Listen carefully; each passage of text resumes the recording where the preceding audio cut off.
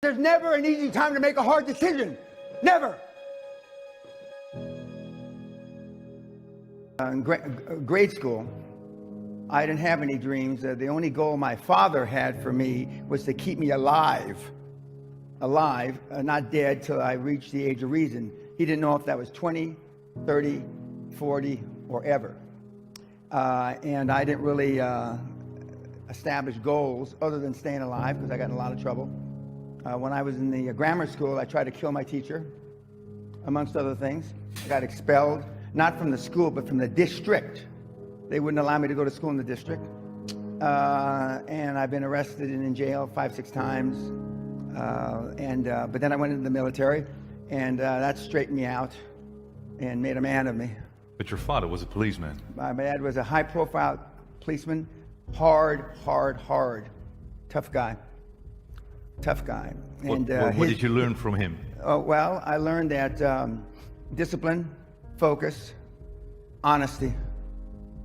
The basic rules. Yep. So there were no dreams when you were young. So what did you do after school? Got in trouble. Like we all do? Yeah, got in trouble. How did you get out? Did awful things. Got in fights, beat up people, hurt people. I was very good at that. Yeah. In that sense, I was a high performer. I could really kick out of people pretty well. You were a fighter. Yeah, correct. So how did you end up in Wall Street?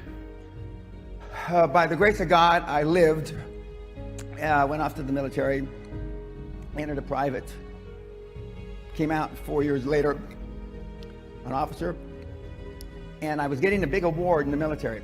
And there was a 2-star general that was pinning something on my chest, and he said, you know, if you were in the real world, Danny, that's what they used to call me, I was a lieutenant, you could probably get rich. And a light bulb went off over my head. I had never thought of that before. I didn't know how much $1 million was, except for about that same time frame. One of the other young officers inherited $1.4 million, and he was buying all the officers' drinks in the officers' club. And I said, well, why is John buying us all drinks? He says, he just inherited $1 million. And I said, write it down for me. I'm 22 years old. And he put it with the zeros. I go, I didn't know how many zeros $1 million had.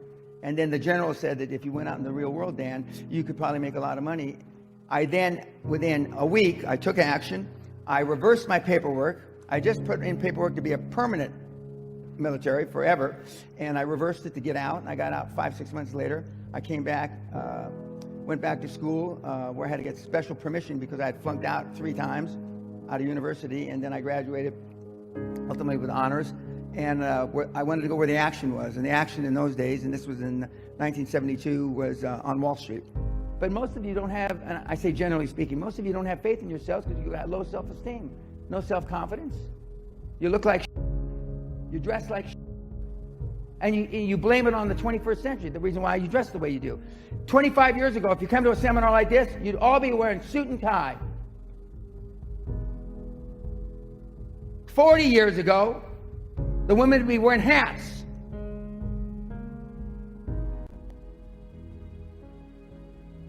This is my uniform. I don't go to sleep like this, but I mean, this is my uniform. It has been for a long time.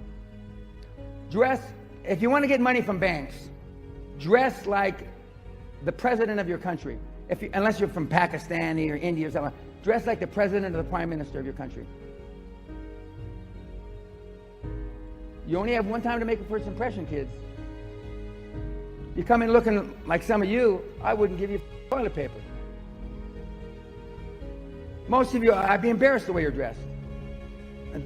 But from a guy, I was a barrio bad boy in the barrio of East Los Angeles to the Guthrie. That's a big leap. That's a big. It doesn't. I can't imagine. Well, came close last year. I was honored by the Queen of England. I am now, as they call, a member of St. John. A member of St. John, which is just below. Thank you. And it's a derivative of the Templar, the people that supposedly took Christ's body, and you know, the Knights of the Templar. That's what it's a derivative of. but for a kid in East LA who almost killed his teacher. Now, was I thinking about killing the teacher? No. I was up on you'd call it the second floor with an aquarium, and I looked down at the teacher, and the teacher had pissed me off. And back in those days, I wasn't the kind of guy you'd want to piss off. So I dropped the aquarium. It weighed 45 pounds. By the grace of God, Allah, Buddha, he moved. And it didn't hit him in the head, it hit him in the shoulder and crushed his shoulder, right clavicle. If that had killed him back in the mid-50s, I wouldn't be sitting here. The Queen wouldn't have given me anything, not even a postage stamp, and I wouldn't be living in a castle because I would have spent a majority of my adult life in prison. But he lived by some... How did your father respond? He beat me to within an inch of my life. Did you ever beat him back? I would never even think of hitting my dad. My dad had a 56-inch chest, a 28-inch waist, and 18-inch biceps, and he never lifted weights. For you six-packers out there, never lifted weights. He was an all-American gymnast in high school. I get chills even thinking about hitting him. I mean, he would have killed me. But see, Michael didn't bring me here to make... If I leave here with anybody liking me, I failed. You understand what I'm saying? I failed. I'm not here to be your friend. You want a friend, go get a dog. I'm here to drag your sorry ass across the goal line, no matter what it takes. And there's no better on the planet than me at doing it, as demonstrated by all the tens of billions I've created. Can you imagine? I'm getting all excited now. Just look at this. Even the sorriest ones in here, I could probably 50 million. And there's a couple of billionaires out there. I got to strain to find one, but I mean, there are. The odds are there's at least 2 or 3 billionaires in this room. To be. Potentially. Yes, sir. Potentially. 2 or 3. But would those 2 or 3 make the sacrifices necessary?